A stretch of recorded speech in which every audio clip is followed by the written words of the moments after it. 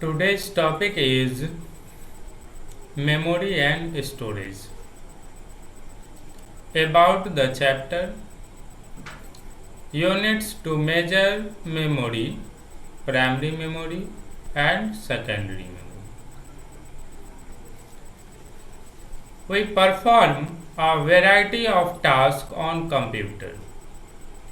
We can play games, listen to music, watch movies, do calculations, write letters, do homework, etc.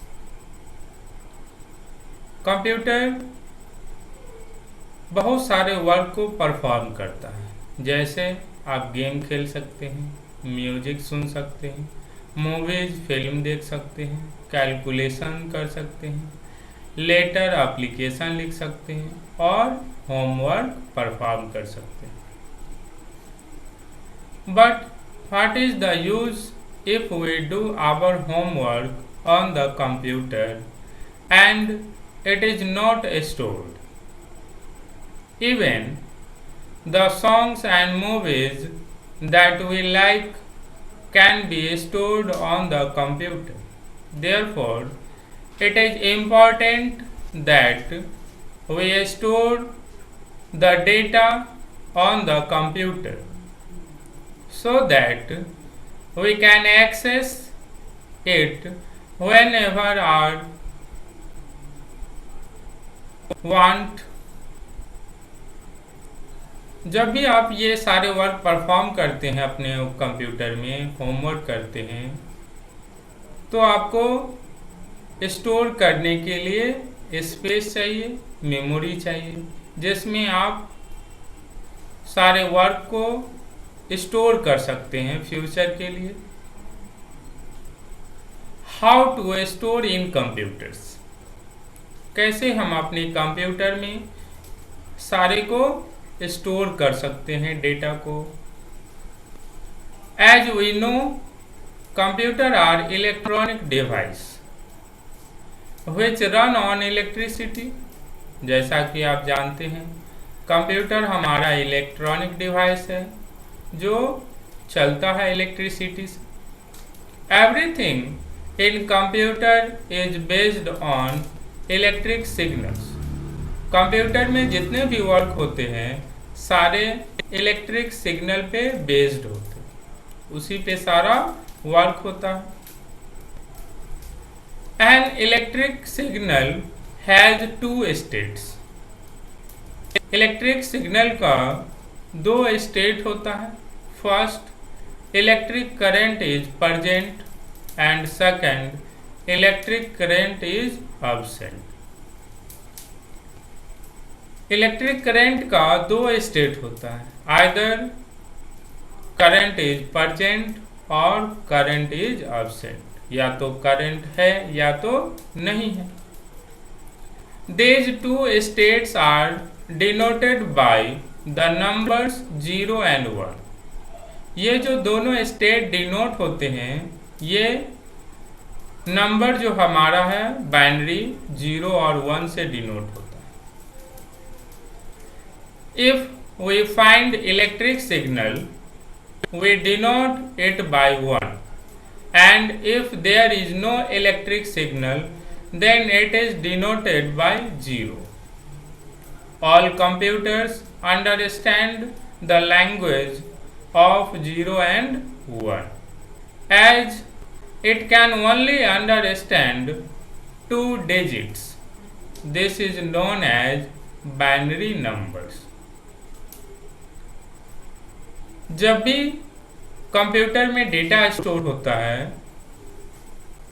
तो ये actually electric pulse, electric signal को store करता है। जैसे electric signal है it means 1 state है, और जब इलेक्ट्रिक सिग्नल नहीं है तो 0 स्टेट। मतलब कि जब करंट फ्लो हो रहा है तो 1 स्टेट है, और जब नहीं हो रहा है तो 0 स्टेट है। और हमारा जो कंप्यूटर है आप जानते हैं सिर्फ बाइनरी नंबर को समझता है और इसमें दो ही नंबर और सिंबल्स होते हैं, that is 0 and 1। Next, units to measure मेमोरी। The amount of space in a computer for storing information is called memory of a computer. The amount of space in a computer for storing information is called memory of a computer. जो computer का space होता है जिसमें आप अपने data को, instruction को, command को स्टोर करते हैं, उसी को कंप्यूटर का मेमोरी कहा जाता है। This amount can be measured by measuring units, just like we have different units for different things. Example, kilometre, metre, KG, etc। ये सारे यूनिट्स हैं जिसे आप मेजर करते हैं किलोमीटर से दूरी का, मीटर से, केजी से, जिसे हम लोग वेट को मापते हैं। इसी तरीके से let's know some important measuring unit, measuring memory units. अब हम लोग कंप्यूटर के मेमोरी को कैसे मेजर करेंगे, इसके स्पेस को, उसके लिए इम्पोर्टेंट टर्म्स दिए गए हैं, इसको आपको अच्छे से समझना है और याद करना। देखिए, 8 बिट्स इक्वल टू 1 बाइट। जो 8 बिट्स होता है हमारा, बिट्स बाइनरी डिजिट का ही शॉर्ट है जिसको बिट्स में रिप्रेजेंट किया गया है। 8 बिट्स, 8 बिट को मिला करके हमारा 1 बाइट बनता है। Next, 1024 bytes equal to 1 kilobyte. In short, KB, 1024 KB equal to 1 megabyte. MB, 1024 MB equal to 1 gigabyte. GB and 1024 GB equal to 1 terabyte TB.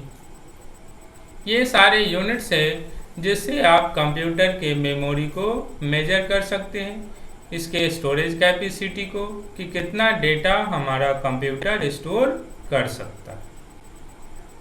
Next, we can divide the storage of a computer into 2 categories. जो हमारा computer का memory है उसको 2 भागों में बांटा गया। Memory, then primary memory और सेकेंडरी मेमोरी। इसी को इंटरनल मेमोरी कहा जाता है, प्राइमरी मेमोरी को, और सेकेंडरी को एक्सटर्नल मेमोरी। प्राइमरी मेमोरी के अंतर्गत 2 मेमोरी आते हैं, रैम, रैंडम एक्सेस मेमोरी, और ROM, read only. External memory के अंतर्गत आता है floppy disk, CD, DVD, Blu-ray disk, hard disk और पेन ड्राइव। ये हमारा मेमोरी चार्ट है जिसमें मेमोरी को कैटेगराइज किया गया है, प्राइमरी मेमोरी और सेकेंडरी। इसी को इंटरनल मेमोरी और एक्सटर्नल मेमोरी कहा जाता है। Next, primary memory. What is primary memory? Primary memory is known as the main memory of the computer. It stores program and data which are currently need by the CPU।